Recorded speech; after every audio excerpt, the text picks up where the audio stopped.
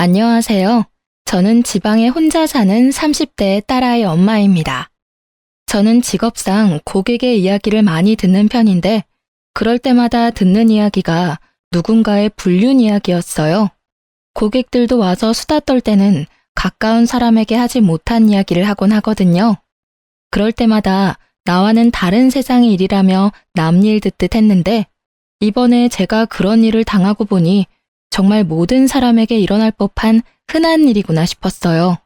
그리고 그 사람들이 그런 이야기를 누군가에게 하고 싶어 하는 마음이 이해되더라고요. 그래서 저도 이번에 제 답답함을 풀기 위해서 사연글을 통해서나마 제 이혼에 대한 이야기를 조금 꺼내보려 해요. 저에게는 남편이 있었어요. 크게 잘생기지도 않고 엄청 능력이 있지도 않은 평범한 남자였는데 활발하고 가벼운 성격이 장점인 사람이었죠. 제가 생각이 많고 좀 진중한 성격이었다 보니 남편의 그런 성격이 기분 전환에 도움이 많이 됐었거든요. 제가 끙끙거리며 고민으로 앓고 있을 때도 남편은 가볍게 저의 고민을 해소해주곤 했으니까요. 그런 면에서 저는 남편을 무척이나 고마운 사람이라고 생각했어요. 성격이 다르면 고생한다고들 하지만 저희는 오히려 그런 면이 서로의 모난 부분을 맞춰줬다고 생각해요. 남편이 너무 가볍게 몰아갈 것 같으면 제가 나서서 조금 무겁게 만들어주기도 했으니 시댁에서도 처음에는 저를 인정하는 듯 했어요. 3대 독자 아들이 안사람을 들이고 이제야 철이 든다고요. 그렇게 잘 지내왔다고 생각했는데 남편은 그렇지 않았던 것 같더라고요. 사귈 때는 여자 문제 같은 거 일으킨 적도 없었고 딱히 다른 여자에게 흥미를 많이 두는 것 같지도 않아서 다행으로 생각했죠. 그런데 어쩌다 그런 일이 일어났는지 지금도 의아할 따름이에요.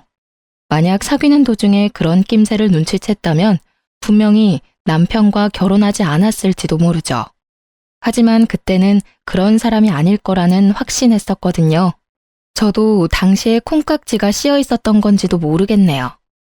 제가 남편의 외도 사실을 눈치챈 건 육아로 휴직 후 힘든 나날을 보내던 때였어요. 아이 100일을 치르고 드디어 애가 통잠을 자기 시작하던 시점이었는데 남편과 통화를 하다가 핸드폰 너머로 한 여자의 목소리를 들었어요. 분명 남편이 회사에서 일을 하는 시간이었는데 여성이 남편을 오빠라고 부르더라고요. 저는 침착하게 남편에게 물었죠. 방금 핸드폰에 들린 여자 목소리도 직장 동료야? 직장 후배. 당신도 알 거야. 저번에 당신 태워갈 때 같이 차 타고 갔던 그 후배. 그제야 기억났어요. 작고 왜소한 어려 보이는 동안의 여후배. 당시에 제가 남편 퇴근 시간에 그 근처에 있어서 같이 들어가져간 날이었거든요. 근데 조수석에 탔더니 뒤에 사람이 있었는데 그게 이 후배였어요. 남편 말로는 후배 약속이 제가 있던 곳과 가까워서 태워줬다고 했고 바로 내렸었거든요. 저는 그때 남편에게 웬만하면 여자는 차에 태우지 말라고 했었죠.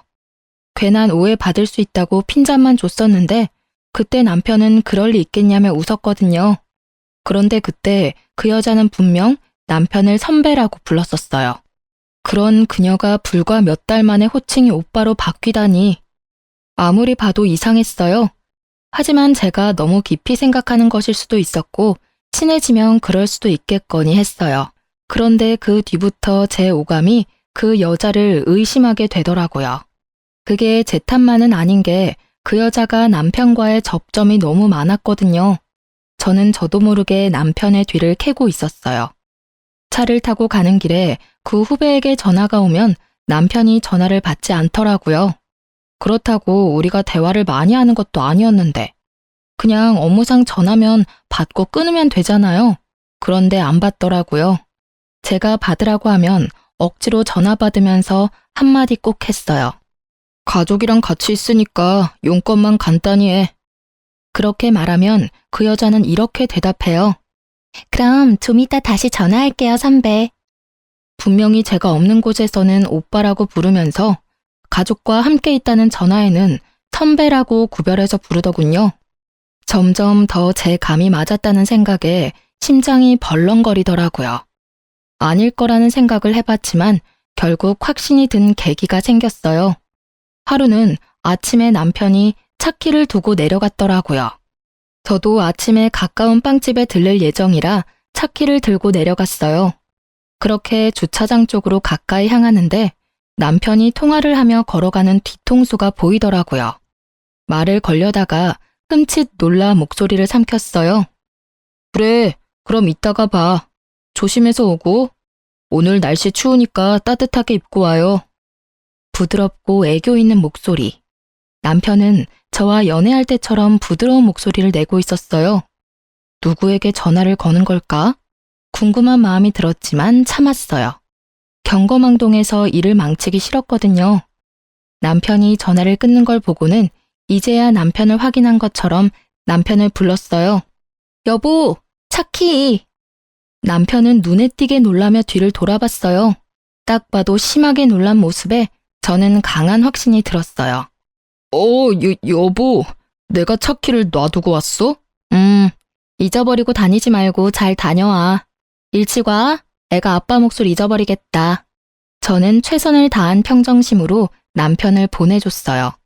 하지만 그날 내내 꼬리를 무는 의심으로 너무 힘들었어요. 저녁 때쯤에는 두통으로 머리가 너무 안 좋았죠. 아침에 그 일이 있어서 그런지 그날 남편은 일찍 돌아왔더라고요. 남편을 샤워 먼저 하도록 한 뒤에 저는 남편이 탁자에 둔 전화기를 확인했어요. 남편은 평소에도 잠금을 걸어두지 않거든요. 안을 살펴보니 깨끗하더라고요. 사진도 없고 카톡 내용도 없고 문자도 없었어요. 그 여자와 전화하는 적도 없었죠. 하지만 저는 확신했어요. 남편이 그 여자와 바람을 피고 있다는 사실을요. 흔적이 없었는데 어떻게 알았냐고요? 전화를 한 흔적이 없었거든요. 그날 아침에 분명히 출근 시간에 통화하는 걸 봤는데 통화 기록이 사라진 상태이더라고요. 딱 그 시간 것만. 있어야 할 통화 내역이 없다면 그건 남편이 지운 거겠죠. 남편이 나오자마자 저는 남편에게 말했어요. 당신 바람 피우는 거 맞지? 무슨 소리야. 나 그런 거 안 해. 못 믿겠으면 내 핸드폰 확인해봐. 나 전혀 그런 거 없다니까. 당연히 이 말 나올 줄 알았어요. 핸드폰에 잠금을 걸지 않는다는 건 자신이 당당하다는 걸 보여주고 싶어 하는 거잖아요. 자기가 떳떳하지 못하니 일부러 떳떳한 척 하는 거고. 문제의 소지가 될 만한 내용은 다 지웠을 테니까요. 한 가지만 확인해 볼게. 제가 통화 기록을 확인하는데도 남편은 편안한 얼굴이더라고요. 거기에 걸릴 건 없다는 거겠죠. 이상하네. 아무것도 없어. 그러게 아무것도 없다고 했잖아. 나 못 믿어? 나 그렇게 나쁜 놈 아니야. 그 후배도 진짜 후배일 뿐이고. 그러니까 내 말은 당신이 아침에 통화한 그 내역이 없다고. 제 말에 허를 찔린 듯 남편이 입을 못 열더라고요. 당신이 그렇게 부드러운 목소리로 통화하는 걸 봤는데 통화 목록에는 아무것도 없어. 그 통화 기록은 어디로 갔을까? 당연히 지웠겠지? 여기까지 말하자 남편이 바로 무릎을 꿇더라고요. 여보, 그거는 내가 잘못했어. 무슨 정신으로 그런 짓을 했는지는 모르겠지만 정말로 내가 잘못한 일이야. 미안해, 여보. 나는 오늘 이걸 확인하기 전까지 계속 의심했어. 그리고 계속 고민했지. 아니기를 바라면서. 당신 도대체 생각이 있는 사람이야? 아침 저녁으로 당신 애 보면서 다른 여자 만날 생각이 드니? 언제부터 그 여자랑 이런 사이 된 거야? 얼마 안 됐어. 정말이야. 믿어줘. 너 같으면 믿을 수 있겠어? 내가 왜 당신을 믿어야 하는데? 나한테 용서를 구하고 싶으면 지금 당장 그 여자랑 헤어지고 그 회사에서도 나와. 여보, 그 여자랑은 당신 보는 앞에서 당장 헤어질 수 있어. 그치만 일은 아니잖아. 당장 내가 퇴직하면 바로 일 구할 수 있는 것도 아닌데 그건 좀 봐줘, 응? 솔직히 남편과 그 여자를 당장 떼어놓고 싶었지만 회사라는 건 그렇게 쉽지 않은 문제고 나가더라도 그 여자가 나가야지 남편이 나가는 건 싫었어요. 애도 아직 어리니 아빠의 경제력이 필요하기도 했고요. 그래서 저는 남편에게 일거수일투족 감시당해도 당연하게 생각하라고 했어요. 그랬더니 남편이 알겠다고 자기가 그런 행동한 게 맞으니 당연히 제가 하라는 대로 뭐든 하겠다고 하더라고요. 그렇게 남편을 교육하고 시모에게 조용히 알렸어요. 남편이 외도했다는 것을요. 그랬더니 시모가 제게 그러더라고요. 네가 마음고생이 많다며 위로해줬어요. 솔직히 팔이 안으로 굽는다는 생각에 말 안 하려 하다가 했는데 이런 반응이라 시모에게 더 미안한 마음이 들었거든요. 그런데 며칠 뒤에 명절에 시댁 갔다가 시모가 누군가와 밖에서 전화 통화하는 걸 듣게 됐어요. 그래, 정말 우리 며느리 너무하지 않니? 우리 아들이 바람 피운 게 모두 아들 탓만은 아니잖아. 그러게 애 낳고도 좀 꾸미고 살고 남편한테 살갑게 대했으면 우리 아들이 바람을 피웠겠냐고. 정말 내가 며느리한테 그 이야기 듣는데 화가 나 죽는 줄 알았어. 그렇다고 바람난 게 자랑은 아니니 위로하긴 했지만 나중에 생각하니까 더 화나는 거 있지? 누구랑 통화하는지는 알고 싶지도 않았어요. 그냥 겉으로는 저를 위로하는 척하면서 속으로는 저를 향해 칼을 갈고 있던 시모만 눈에 보였죠. 역시 팔이 안으로 굽는 게 맞다는 생각을 하며 이번에 모른 척 해야 했어요. 남편과 그 일을 정리했으니까 그것 가지고 또 일을 벌일 수는 없잖아요. 그렇지만 이미 그때 제 마음속에는 이혼에 대한 마음이 싹 트여버리고 말았죠. 남편의 외도를 알고도 이혼하지 않는 사람은 생각보다 많아요. 그리고 상간녀를 알고도 넘어가는 사람도 많죠. 처음에 그런 이야기를 들었을 때 어떻게 같이 살 수 있겠나 싶은 마음이었는데 제가 당해보니 그 마음이 100번 이해가 되더라고요. 남편의 외도가 주는 스트레스는 어마어마한데 그것을 참아야 할 이유 또한 존재하는 거죠. 아이가 아빠 없이 살 미래가 걱정되고 혼자 경제활동하며 육아하는 것도 걱정되고 이혼이라는 낙인이 찍히면 하자 있는 인간처럼 보일까봐 걱정되고 부모님이 아시면 얼마나 실망하실지 걱정되는 마음, 그리고 마지막은 내가 이혼해주면 자기들끼리 잘 살겠지 하는 그런 짜증도 있었고요. 저도 그런 생각에서 벗어날 수 없는 인간인지라 남편을 용서해주기로 하고서도 너무 힘든 날을 보냈어요. 그렇게 상처가 어떻게든 수습되어 갈 무렵에 저는 마지막 쐐기가 될 사건을 맞닥뜨리게 됐어요. 그날은 직장으로 복귀하기 전날이었어요. 제게 남은 하루의 휴직일. 일주일 전부터 아이를 어린이집에 보내는 연습을 하다가 처음으로 제 근무 시간에 맞춰 아이를 맡긴 날이었죠. 이제 막 14개월이 된 아이를 맡기는 게 마음은 아팠지만 복귀하려면 어쩔 수 없는 결정이었고 생각보다 또래 애들이 많은 곳이라 안심하며 내일 직장에 갈 준비를 하는 중이었어요. 그런데 시모에게 전화가 왔더라고요. 화장실 청소하고 나오니 전화가 그새 4통이나 와 있었어요. 무슨 일이 났나 싶어 확인 즉시 시모에게 전화했죠. 넌 무슨 전화를 그렇게 안 받니? 죄송해요, 어머님. 잠깐 화장실 청소하던 중이었어요. 혹시 무슨 문제라도 생겼어요? 문제? 네 남편이 지금 사고가 크게 나서 병원에서 수술하느냐 마느냐 하고 있는데 너는 집에서 팔자 좋게 쉬고 있니? 아니, 연락이 얼마나 안 됐으면 병원에 한번 와보지도 않아. 아주 긴급하게 수술 들어간다고 난리가 났던데. 저는 깜짝 놀라 들고 있던 핸드폰을 떨어뜨릴 뻔했어요. 그게 무슨 말씀이세요? 사고라뇨. 그 사람이 사고를 당했다고요? 남편이 어쩌다 사고가 났는지 물어볼 겨를도 없이 시모가 병원 이름을 대더니 그곳으로 오라고 하더라고요. 그리 멀지 않은 병원이었고 너무 경황이 없어 바로 가방만 챙겨서 병원으로 향했어요.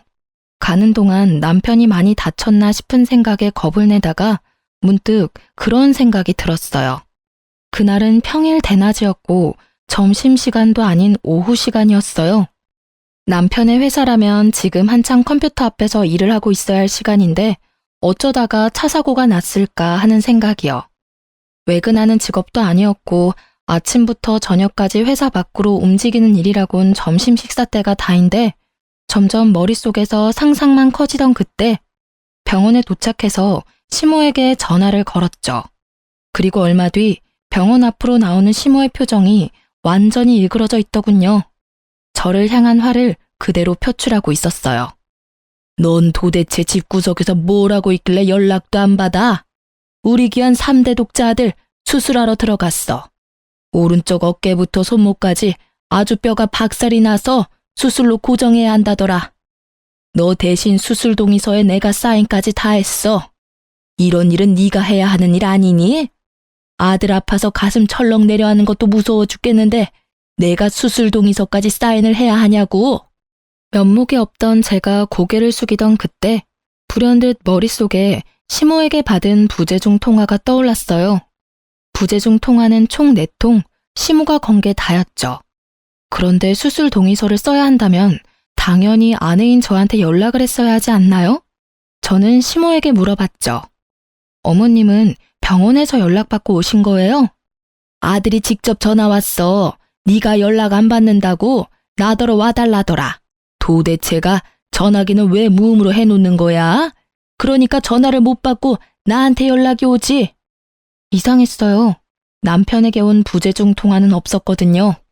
저는 순식간에 남편의 사고로 놀라 흥분했던 피가 차갑게 가라앉는 기분을 느꼈어요. 남편이 수술실에 들어간 터라 남편에게 직접 물어볼 수는 없었지만 확인이 불가능한 것도 아니었죠.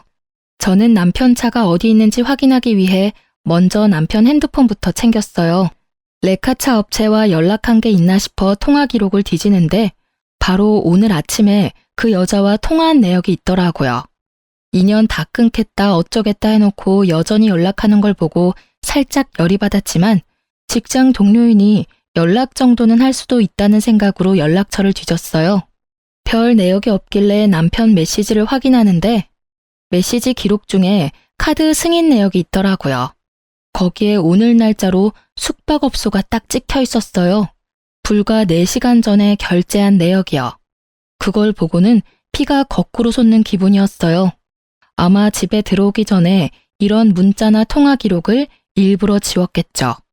이번에는 지울 시간조차 없이 사고를 당해 들어가게 됐으니 지울 틈도 없었을 테고요. 화가 난 저는 최대한 냉정해지려 애썼어요. 그 메시지를 캡처하고 저는 남편 차가 어디 있는지 확인했어요. 남편 차가 어느 정비소에 있는지 확인한 저는 바로 그쪽으로 달려가 남편 블랙박스부터 확인하자고 했어요. 다행히도 블랙박스는 고장나지 않았고 열심히 제 할 일을 하고 있더군요. 저는 카드를 빼서 집으로 갔어요. 노트북에 연결하니 손이 덜덜 떨리더라고요. 그리고 사고 직전 영상을 확인했어요. 남편이 어딘가에서 나오는 중이었는데 거기가 모텔이더라고요. 그런데 남편은 운전하지 않았고 그 후배가 운전한 것 같았어요. 남편이 부러진 곳도 왼쪽이 아니라 오른쪽이었거든요. 남편이 조수석에 앉았던 게 분명해 보였어요.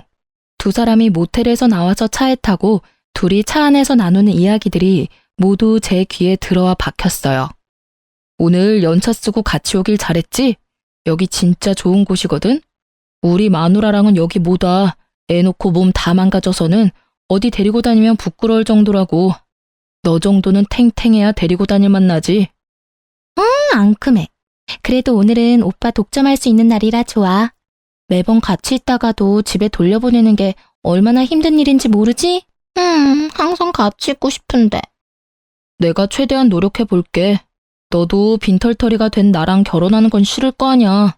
와이프한테서 잘못한 거 찾고 나면 바로 이혼하고 너랑 결혼할게. 너무 걱정하지 마. 이런 대화 내용을 듣고 있으니 정말 하늘이 무너지는 게 어떤 건지 잘 알겠더라고요. 인연을 끊으라고 했더니 도리어 인연을 단단히 맺어가고 있었더라고요. 저는 그 길로 상간녀를 찾아갔어요. 상간녀가 어디 있었냐고요? 당연히 본인도 사고 났으니 같은 병원에서 치료받고 있었죠. 저는 병원으로 가 상간녀를 찾았어요. 이름만 대니 간호사가 어디 있는지 알려주더군요. 남편은 큰 수술을 하는 데에 비해 그녀는 그렇게 크게 다치지는 않았더라고요. 저는 그 여자 앞으로 가서 말했어요. 나 알죠? 선배는 수술하러 들어가셨는데요. 두 사람이 왜 같은 차에 타고 있었어요? 우연히 얻어 탄 거예요. 의부증 걸린 여자처럼 선배한테 집착하는 건 아는데 엄한 사람한테 이러시면 곤란하죠. 저는 선배랑 아무 사이 아니에요. 당신 덕분에 회사에서도 대화도 잘 못하고 있고요. 두 사람 사귀는 사이 아니에요? 평일 오후에 연차 쓴 두 사람이 같은 차 안에 있다가 사고가 났는데 그게 다 우연이라고요? 애초에 연차를 쓰고 왜 둘이서 따로 만나요? 그렇고 그런 사이니까 만났겠지. 네, 그렇고 그런 사이 맞아요. 선배가 마누라 싫다고 짜증난다고 얼마나 투정을 부리던지. 그래서 위로해주다가 눈 맞았어요. 됐어요? 당당하기가 정말 하늘을 찌를 정도였어요. 뭐가 그렇게 잘났는지 불륜을 실토하면서도 아주 당당한 자세와 자신감 넘치는 표정을 보니 마치 피해자와 가해자가 뒤바뀐 것 같은 기분이 들더군요. 아내라고는 하지만 당신이 패배자인 건 알죠? 남편이 다른 여자 만나는 순간 여자로서 저한테 진 거예요. 당신이 얼마나 매력이 없었는지 이제 아시겠어요? 제가 매력이 없는 건 맞는데 그래도 저와 남편은 법적으로 유효한 사이고 그쪽은 남편과 부정을 저지른 사이라는 건 잘 알죠? 이런 대화들도 다 증거고 이후에 상간녀 소송할 때 다 쓰일 거예요. 당당해서 좋네요. 증거 수집이 아주 편해서요. 제 말을 듣고 나니 상간녀 얼굴이 하얗게 질리더라고요. 저는 당신도 남편도 용서할 생각 없어요. 그렇지만 그냥 헤어지면 둘이서 행복하게 살 거잖아요. 그러니 제가 가져올 수 있는 건 다 가져와야죠. 안 그래요? 매력은 있고 머리는 텅 빈 상간녀 씨? 제 말에 열받았는지 명예훼손인의 먼에 고소한다고 지랄 발광하는 상간녀를 두고 저는 시모에게 향했어요. 시모는 남편 수술이 끝나기를 기다리고 있더군요. 저를 보자마자 시모의 막말이 또 시작됐어요. 수술 동의서 내가 쓰도록 한 건 네가 잘못한 거야. 어떻게 엄마에게 아들 수술 동의서를 쓰도록 만들어? 죄송하지만 그 사람 저한테 연락한 적 없어요. 사고 나고 연락한 거 어머님이 처음이자 마지막이더라고요. 네가 와이프인데 왜 나한테 전화를 해? 네가 잘못 본 거 아니니? 아니요, 잘못 본 거 아니고 남편이 어머님한테만 전화했더라고요. 그 사람 저 몰래 연차 쓰고 여자랑 놀러와서 모텔에서 나오다가 사고 났거든요. 뭐? 너 지금 우리 아들 없다고 말 막 지어서 하는 거니? 시모가 깜짝 놀라서 저한테 반문하더라고요. 저는 시모에게 영상을 보여줬어요. 영상 보세요. 확실하죠? 오늘 쉰다고 저한테 이야기도 없었어요. 이러니 저한테 연락 못했겠죠. 불륜을 저지르다가 사고 났는데 어떻게 와이프한테 전화하겠어요? 어떻게든 안 들키려고 어머님께 전화한 거겠죠. 제 말에 시모는 한동안 말을 잊지 못하는 듯 하더니 갑작스레 화를 내더라고요. 네가 우리 아들을 얼마나 좋았으면 애가 바람을 피우겠니? 저번에도 내가 말은 안 했지만 네가 잘했으면 애가 바람 같은 거 피웠겠어? 그리고 바람 피웠다고 애 기도 못 펴게 하니 몰래 스트레스 풀려다가 이런 사고 난 거잖아. 하나부터 열까지 다 네가 잘못했는데 뭘 잘했다고 나한테 또박또박 말댔구야? 적반하장도 유분수지. 이 말을 하고 싶은 걸 꾹 참았어요. 못 배우고 예의 없는 사람이라도 어른은 어른이니까요. 그렇지만 용서는 하지 않겠다고 다짐했어요. 시모도 상간녀도 남편도. 남편이 병원에 있는 동안 저는 착실히 이혼 준비를 시작했어요. 증거는 차고 넘쳤죠. 그럼에도 더 모으고 모았어요. 필요한 것뿐만이 아닌 부수적인 것들도 모두 긁어 모았어요. 당당한 상간녀를 보니 어떤 변명을 할지 상상도 가지 않았거든요. 모텔에 들어가서 현장을 직접 잡은 게 아닌 이상 어떠한 증거도 반박 가능한 것이 될 수도 있잖아요.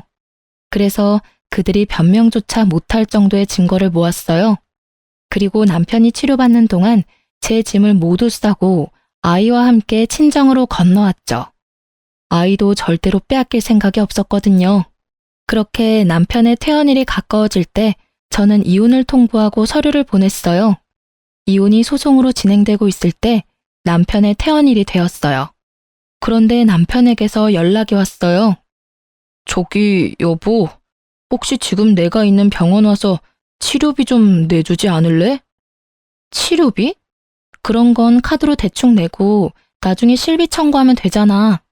이혼 소송 중인 와이프한테 연락해서 할 말은 아닌 것 같은데 어이가 없어서 그런지 말이 곱게 나가질 않더라고요. 어쩔 수 없었죠. 제 이혼의 결정적인 원인이 된 남자니까요. 그게 실비보험 청구가 안 돼서 그래. 당신이 아니면 도와달라고 할 데가 없어서 그래. 우리가 이혼 소송 중이긴 하지만 아직 부부잖아. 당연히 내가 곤란할 때 당신이 도와줘야지. 실비 청구가 왜 안 돼? 당신이 들어놓은 실비면 충분할 텐데. 사실은 실비 보험 얼마 전에 해약했어. 뭐? 실비 보험을 해약했다고? 뭐 때문에? 해약하면 해약금 나오는데 그게 좀 필요해서. 그걸 어디에 썼는데? 그 이야기에 남편이 입을 꾹 닫더라고요. 말을 안 해주더라고요. 그런데 아시죠? 말을 안 하면 안 하는 대로 그게 자백이 된다는 거. 너 설마 그 보험 해약금 상간녀한테 다 썼어? 그 여자한테 썼다고 하면 좀 그렇고 얼마 전 주말에 제주도 놀러 갔을 때 썼어. 아니, 그 정도면 보험 해약 안 하고 네 돈으로 써도 되잖아. 그건 그렇지. 근데 그러면 당신한테 들키잖아. 카드 결제 내역이나 통장 내역은 그대로 남는데 돈이 비면 이상하게 생각할 거 아니야. 그래서 보험 해약하고 나중에 따로 들려고 생각했었지. 그러다가 여태껏 못 들었고. 웃음밖에 안 나오더라고요. 들키기 싫어서 보험까지 해약하고 해약금으로 여자랑 놀러 가다니. 이런 기발한 발상은 어떻게 할 수 있는지 궁금하기까지 했죠. 저는 남편에게 말했어요. 아주 잘하는 짓이다. 잘했어. 이혼 소송 중인 와이프한테 바람 피워서 미안하다 사과는 못할 망정 전화해서 치료비나 대달라고 찌질하게 굴어? 보험 해약한 건 당신이니까 당신이 알아서 병원비 마련해. 아니면 그 돈 다 쓴 상간녀한테 도와달라고 하든지. 당신도 참 뻔뻔하네. 나랑 이혼 절차 밟고 있으면서도 나한테 돈을 받고 싶어? 내가 돈을 줄 거라고 생각했다는 게 참 웃기지도 않고. 나 당신한테 이제 어떤 것도 뺏기고 싶지 않은 사람이야. 그게 10원짜리 한 장이라도. 너하고 그 상간녀한테는 절대 뺏기기 싫거든? 병원비 대주는 걸 왜 뺏긴다고 하는 건데? 솔직히 바람 피운 게 아무리 잘못이라고 해도 내가 이렇게 아파서 죽을 것 같은데 와이프가 돼서 병문안 한 번을 안 오고 병원비도 내달라는 게 아니라 빌려달라는 거라고. 빌려주든 어쩌든 난 안 줄 거야. 너 내가 정리하라고 한 여자랑 바람 피우다가 그렇게 된 거지? 그게 내 탓이야? 네 탓이지. 그 여자랑 만나지 않았으면 네가 그런 장소에서 사고를 당했을까? 전혀 아니지. 그 시간이었으면 일을 하고 있었겠지. 그리고 병문안? 내가 가면 좋겠어? 좋은 소리 안 나올 거 뻔한데. 네가 원하면 가서 욕이나 시원하게 한 판 해주고 올까? 어? 대답해봐. 진짜 사람 많은 데서 환자복 입고 욕 미어 터지게 받아먹게 해줘? 버럭거리는 제 목소리에 남편도 깜짝 놀랐는지 아니면 그제야 제정신을 차린 건지 버벅거리다 전화를 끊더라고요. 뻔뻔하기도 하지. 자기가 어떻게 사고가 났는데 저한테 돈을 빌려달래요? 제가 빌려주면 그걸 갚기는 하겠어요? 절대 그러지 않겠죠. 갚고 싶어도 상간녀가 옆에서 갚지 말라고 난리치겠죠. 안 봐도 눈에 훤하더라고요. 그렇게 속 터지는 대화를 하고 전화를 끊었는데 바로 직후에 시모가 연락이 왔더라고요. 이번에는 또 무슨 말도 안 되는 이야기로 제 속을 뒤집어지게 만들까 싶었는데 남편과 똑같은 이야기를 하더라고요. 며느라가 네가 얼마나 화가 났을지 잘 안다. 아들이 잘한 거 하나도 없는 것도 잘 알아. 그때 내가 너한테 화낸 거는 마음이 복잡해서 그랬어. 솔직히 발은 안으로 굽는다고 부모니까 어쩔 수 없었지. 아들이 반성할 시간을 좀 주면 어떻겠니? 지금 당장 이혼하는 건 너무하지 않니? 아픈 아들 조리해야 할 시기에 소송은 너무 힘들어. 그리고 병원비도 지금 제대로 다 못 내고 있는 지경이라 와이프인 네가 좀 부담을 해줬으면 싶구나. 아들 녀석 보험이 또 없다 하니. 어머님, 무슨 말씀하시는지 잘 알겠어요. 그런데 저도 참을 만큼 참았다고 생각하진 않으세요? 만약 어머님 딸이 저 같은 상황이었어도 그렇게 말씀하시겠어요? 바람난 남편 기껏 용서해줬더니 결국은 반성도 없이 바람난 여자 또 만나서 이번에는 사고까지 쳤는데 제가 왜 병원비까지 부담해야 하죠? 남편이 평소에 잘했다면 저도 남편에게 기회를 줄 수도 있었겠죠. 그런데 이미 제가 준 기회를 날려먹었잖아요. 그리고 저한테 들킬까봐 보험 해지하고 해지 환급금으로 여행이나 다니며 돈 펑펑 쓴 남편에게 뭘 도와줘요? 제가 돈이 썩어나가도 남편에게 줄 돈은 단 한 푼도 없어요. 이야기하고 나니 속이 어쩜 그렇게 후련하던지. 시모는 거의 악에 바친 듯 소리를 질러대는 제게 기가 막힌 것 같더군요. 하지만 이 상황에 아쉬운 건 시댁이거든요. 솔직히 시댁도 경제적으로 넉넉한 편이 아니었으니까 남편의 수술비와 치료비를 모두 감당하기에는 버거울 수밖에 없었어요. 그리고 남편이 해약한 보험은 한 개가 아니었거든요. 남편 이름으로 된 보험 총 4개를 다 해약했더라고요. 그중에는 교통사고 특약 들어있던 것도 있었는데 그것도 몽땅 못 받게 되는 거였거든요. 그 와중에 병원비가 몇 배 깨졌으니 지금 생각해도 참 한심한 짓이네요. 여자는 만나고 싶고 나한테 들키기는 싫고 결국은 보험 해지했다가 병원비 고스란히 다 내게 생겼으니 하늘이 천벌을 내린 게 아니면 뭐겠어요? 그래, 네가 화난 거는 나도 잘 안다. 하지만 너희는 소송 중이지만 부부야. 부부는 서로 도와줘야 하고 나는 네가 그렇게 나쁜 애는 아니라고 믿는단다. 아들 한 번만 도와주거라. 아들도 반성하고 있고 2번 다시 그 여자 안 만난대. 그때도 제가 하겠다는 대로 뭐든지 한다고 했어요. 어머님은 그 여자가 새로 사귄 여자라고 생각하시는 것 같은데 그 여자 저번에 저한테 들킨 그 여자예요. 2번 다시 안 만난대요. 기지도 않네요. 그 여자랑 그 뒤로 꾸준히 만나놓고는 거짓말을 어찌나 잘하는지.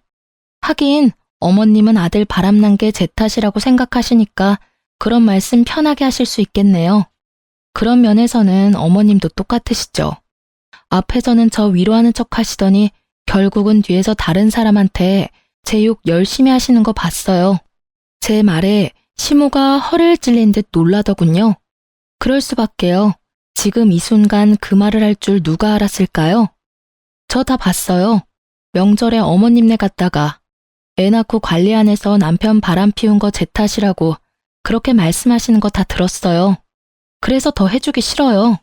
제 마음속에서 남편과 저는 이미 남남이에요. 애가 있든 말든 상관없이. 그러니까 저한테 이혼 번복에 대한 이야기는 꺼내지 마세요. 너 후회할 거야. 우리 아들 같은 남자가 세상에 어디 있다고. 너 같은 애가 그런 남자 만날 수 있을 것 같아? 남편 덕분에 크게 되어서 남자 만날 생각도 없어요. 거짓말이나 하면서 여자 만나러 다니는 남자 세상에 그렇게 많다던데. 알면 데려갈 여자는 있겠어요? 하긴 그 상간녀라면 잘 데려가겠네요. 그쪽에 말해보세요. 저한테 와서 아쉬운 소리 마시고. 저는 그렇게 말하며 시모 전화를 끊었어요. 그 뒤로 시모에게서 연락이 오지는 않았어요. 이혼 소송은 그렇게 마무리가 되고 저는 싱글맘이 되었어요. 재산 분할 위자료, 양육권, 친권. 그 중에서도 친권과 양육권은 지키기 위해 애썼어요. 아이만은 뺏기고 싶지 않았거든요. 시댁이 손이 귀한 집이기는 하나 아들을 더 귀하게 여기니 딸아이는 제게 그냥 넘기듯 하더라고요. 양육비 내기 싫어서 마구잡이로 우기는가 싶었는데 그게 아니었어요. 알고 보니 시모가 상간녀에게 남편 병원비를 좀 내달라고 했다더군요. 남편과의 결혼을 조건으로 말이죠. 결국 두 사람은 저와 남편의 이혼이 정리되면 재혼할 생각이었다고 해요. 그 상간녀가 아이는 싫다고 했다는 거죠. 그리고 한 가지 조건을 덧붙였대요. 만약 자기 상간녀 위자료 나오면 같이 갚아야 한다고요. 나중에 그 이야기를 전해 들었어요. 저야 뭐 이미 이혼까지 다 된 마당에 신경 쓸 일은 없었지만 그래도 두 사람이 잘 사는 건 너무 싫잖아요. 둘 사이 일을 여전히 알아보고는 있었죠. 그나저나 참 얍삽하다고 해야 하나? 잔머리가 잘 돌아간다고 해야 하나? 그 여자도 진짜 대단하긴 하더라고요. 전 남편 재혼하고 3달이 지났나? 제 직장에 남편 회사 동료분이 찾아오셨더라고요. 저는 미용 관련 일하거든요. 예전에 남편이랑 결혼할 때 소개받아서 여태껏 제게 와주시는 단골이세요. 자기, 잘 지냈어? 이야기는 얼추 들었어. 많이 힘들지? 전 괜찮아요. 이혼 후에 이렇게 사정을 잘 아는 사람을 만나면 불편하기 짝이 없더라고요. 그 사람이 싫은 건 아닌데 계속 이혼이 주제가 될 수밖에 없거든요. 모르는 척 해주는 분도 있지만 이분은 그러지 않으셔서. 그런데 그분이 그러더라고요. 그래, 괜찮아야지. 그 나쁜 연놈들도 벌 받고 있는데. 그게 무슨 소리예요? 자기 이야기 못 들었어? 그 두 사람 완전 천벌 받았다고. 회사 내에서도 소문이 다 났어. 그 상간녀랑 자기 전 남편 둘이 같이 연차 쓰고 놀러 갔다가 사고 난 거 회사에 들켜서 불륜 여행 갔다가 그렇게 된 거라고 소문 크게 났었거든. 그런데 곧바로 두 사람 재혼한다니 사람들이 더 놀랐지. 저렇게 빨리 정리가 되냐고 말이지. 아, 회사에 다 들킨 거였나요? 저야말로 놀랐네요. 그 전에도 티가 많이 나던데. 둘이 친하다 정도로만 알고 있었지 그런 사이인 거 누가 알았겠어? 알았다면 내가 자기한테 제일 먼저 귀띔해줬을걸? 그 이야기에 저는 웃었어요. 하긴 이런 스파이 같은 손님이 있으니 남편도 회사에서 조심하긴 했겠죠. 근데 그 소문나고 회사에서 두 사람 다 퇴사시켜버렸거든. 연차 쓰고 놀러가서 사고 난 것도 그렇고 안에서 부적절한 만남 가진 것도 그렇고. 그런데 표면적인 이유는 자기 전 남편 몸이 아직 다 안 돌아와서 그렇다고 하더라고. 몸이 안 돌아와요? 그래. 수술한 곳이 오른쪽 팔이랑 어깨잖아. 그쪽으로 신경이 손상됐다나 뭐라나. 결국 손가락이 잘 안 움직이는 바람에 일도 제대로 못하니까. 금방 돌아올 것 같으면 그냥 놔뒀을 수도 있겠지. 근데 금방 안 돌아오더라고. 어쨌든 두 사람 다 권고사직으로 퇴사했어. 그래요? 둘 다 진짜 천벌받았네요. 당연하지. 남의 눈에 눈물 흘리게 만들면 자기 눈에는 피눈물 흐르는 법이야. 그래놓고 잘 살면 하늘이 뭔 소용이니? 그렇게 고객과 대화를 하면서 전 남편과 그 상간녀 이야기를 들으니 제 마음속에 응어리졌던 것들이 조금은 풀리는 것 같았어요. 남의 불행을 내 행복으로 삼지 말라지만 제게 불행을 준 원인이 저렇게 못 살고 있으니 이상하게도 응어리가 풀리는 것 같더라고요. 그 뒤에 시모가 저한테 한번 연락이 왔었어요. 예, 너 딸아이 우리한테 돌려줄 생각 없니? 우리가 사례는 넉넉히 할게. 잘 생각하고 연락 좀 줘. 갑자기 딸을 달라는 이야기에 초스라치게 놀라 물었죠. 이미 다 끝난 일인데 왜 딸을 달라고 하세요? 아유, 넌 몰랐겠지만 우리 아들 재혼 상대가 글쎄 애 딸린 이혼녀라더라. 아들 하나 있는데 없는 것처럼 속이고 우리 아들이랑 재혼했대. 결혼하고 나서 애 있다고 이야기했다던데 그게 문제가 아니야. 그 데리고 온 애는 남의 자식이잖니? 그러면 우리 집안 대를 이을 아들을 낳아줘야 하는데 이 미친년이 불임수술까지 해서 애 못 놓는다고 사람 환장하는 소리를 하잖아. 아니, 재혼하면서 애 없는 집에 오면서 아들 하나는 낳아줘야 정상 아니니? 옛날 생각을 가진 시모와 현대식 사고를 가진 상간녀의 대립이 생각보다 컸고 그 결과 우리 딸을 방패로 데리고 가고 싶은 모양이었어요. 생판 남의 자식한테 우리 전 재산 뺏기게 생겼으니 우리도 뭐라도 방어를 해야지. 대를 이을 아들만 생기면 손녀는 금방 돌려줄 테니까 잘 생각해보거라, 응? 생각하는 게 어찌나 저속한지 이야기 듣고 있는 동안에 귀가 썩는 것 같은 기분이 들었어요. 어린애를 데려가서 방어를 하니 뭐를 하니 사랑을 줄 게 아니면 관심이라도 줘야 된다며 개소리를 하더라고요. 손녀에게는 관심 하나도 없으면서 그런 불순한 이유로 딸애를 데려가려는 시모를 보니 화가 머리끝까지 차올랐어요. 어머님, 제 딸이 무슨 힘이 있어서 그 어른들 사이에 끼어서 이리 치이고 저리 치이고 해야 해요? 귀한 딸이에요. 그래서 제가 직접 기르겠다고 데려온 거고요. 상간녀 데리고 오시면서 남편 병원비 급하게 처리하셨으면 된 일 아닌가요? 이혼 후의 일은 그 집안에서 알아서 하셔야죠. 그 여자애가 애가 딸린 걸 내가 알았으면 이혼하라고 등 떠밀었겠니? 아들놈도 나중에야 한 것 같았어. 게다가 요새는 또 얼마나 떽떽거리며 돈 달라고 요구하는지 아니? 아이고, 내가 며느리를 잘못 들였어.